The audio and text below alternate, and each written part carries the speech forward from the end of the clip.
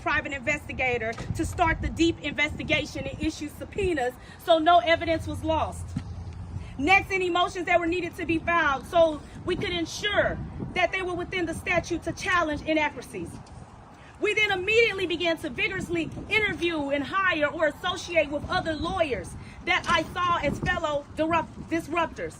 The ones that I would personally hire if I were in trouble. The ones who are not scared to fight back. The ones who do not solely see people of color as a target market. Given the bleak statistics from the Sentencing Project showing Black people are 5 times more incarcerated than the 60% white majority. Black people only make up less than 14% of the entire U.S. and in over 12 states. Over half of the prison population is Black. We are a target market in this criminal justice system of oppression. And we need lawyers who see us as more than a target market. Invest in your target market's community. Attend community events and get to know what resources are out there that you can potentially use for your client. Come around before you want to run for judge or some other office.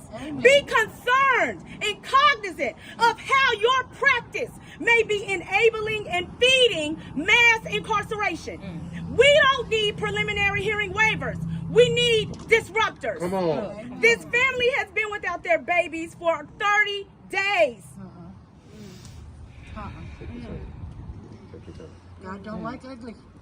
I can't imagine my life without my babies. My mentor and coach reminded me, Joy Kimbrough, as she uplifted me in this, about how this was similar and felt reminiscent of slavery, with the family being forcefully separated as they were, and a mother was strained. 5 children taken away, while one of them were still breastfeeding. The father locked in a cage, having to make bond for a citable offense. 5 children forced to then even be separated from one another and subject to the treatment of this abysmal system. This is torture. All because he was labeled a criminal when his brain was not fully developed. If we want to end mass incarceration, including the mass incarceration of Black children in DCS, we have got to start by embracing those most oppressed by this criminal justice system. They all worked hand in hand and in sync to traumatize this Black family from Georgia. From the pretextual stop, to the search and the unnecessary detention, to the taking away their kids.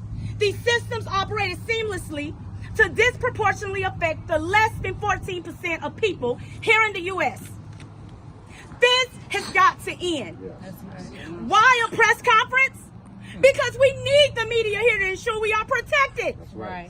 When disproportionately affected people assert their constitutional rights, when disproportionately affected people fight after their constitutional rights are violated, we need protection.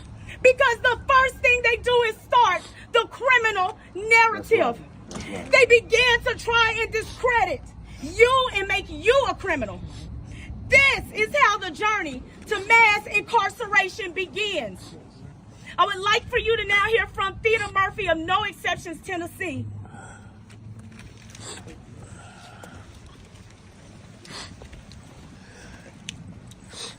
Hello, my name is Theda, Theeda Murphy, Murphy.